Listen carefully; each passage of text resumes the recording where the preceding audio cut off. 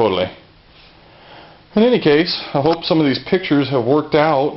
Hope you get a lot to view here, and you can see how I've managed to put a lot of the stuff together so that it works.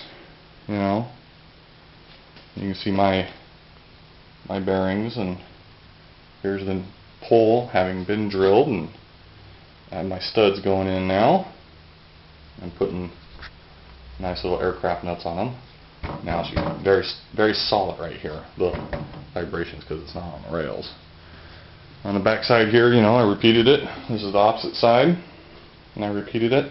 Remember that it's always good to keep these guys kind of close together so you get lots of teeth wrapped around your drive pulley. That's what really makes the belt stick and not slip.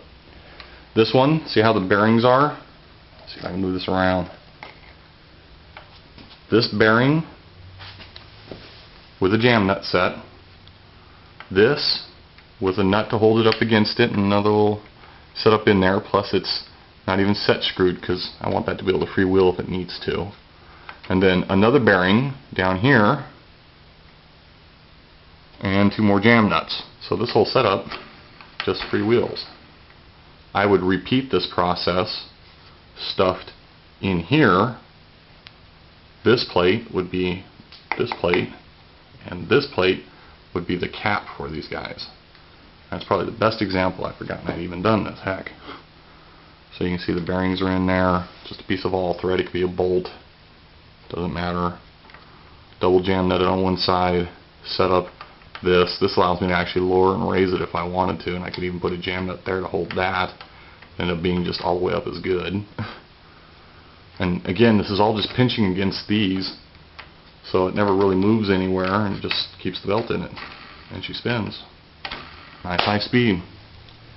You can see how I lock in my washers, or my bearings. I just tap a little tiny hole, put a little screwed bolt, what have you. Little tiny washer right there to hold the edge of it on either side. You can see that's the head, and that's the back side. So that works perfectly, and I didn't have to try to build a bearing cap. Show you what my net result was. This was my attempt at doing the Silva plans, pressing bearings in. I did it in winter time. Then I turned off my heater out in the shop, and that was the net result of what happened to all those. They all snapped. Here's what happened to one of them. It just broke completely, and the bearings fell out. So it was really not a good way to go. In any case, hope this has been a good informing video, and can't wait to have the rest of this put back together and be able to show it off a little bit more. I've just gotten the router and gonna redo this whole plate. Got a whole big piece of aluminum and everything to do my Z. I'm rethinking possibly my my nut here because of this type of plastic. Should work, and I ran it, but I don't know if it's gonna work permanently, having read a couple of the threads that I've seen. But we'll see. I'm working on it still. There's my limit switch trickery. These are actually great and dirt cheap. These are your contact switches for security systems, and obviously, as you can see, I run a wire to it. And the opposite side of that, here's an example because these aren't finished. And what it is the mating side to this. Let's see if I have one. Yep. The mating side to these